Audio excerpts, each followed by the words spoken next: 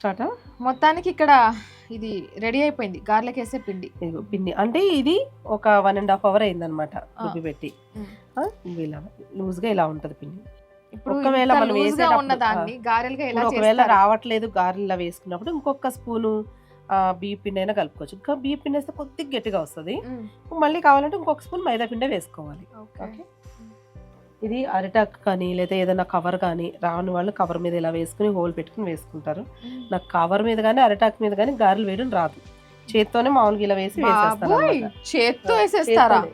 అయితే కొంచెం కలర్ రావడానికి లకి పాలు కానీ లేదంటే కొంచెం వాటర్లో పాలు వేసుకోవాలి, లేదంటే మజ్జిగ వేసుకోవాలి, కొంచెం పెరుగు వేసి ఇలా పలచగా చేసుకోవాలి. చెయ్యి ఇందులో తడి చేసుకుంటూ గారె వేయాలి. అదేంటి అంటే లేదా మన చేతుకున్న పిండి దానికి రాదు, మన చేయి తడి ఉంటేనే వస్తుంది. ఇది ఎందుకు వేస్తాం అంటే కలర్ వస్తుంది మనకి.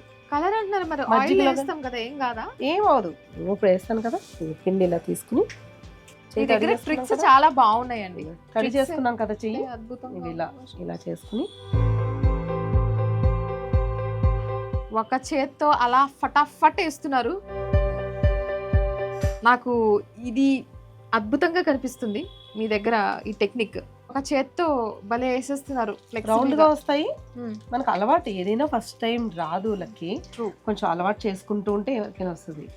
స్టార్టింగే రౌండ్ గా రావాలి, స్టార్టింగే మనం ఎప్పుడైనా ఫస్ట్ టైం వేసే వాళ్ళకి ఇలాగే ఉండాలంటే కష్టమే. మంచిగా ఉబ్బుతున్నాయి కూడా ఆయిల్ లో వెళ్ళిన తర్వాత, అవి ఆయిల్ వేసిన తర్వాత చక్కగా ఇంత లావు వద్దంటే కొంచెం పలుచగా వేసుకోవాలి.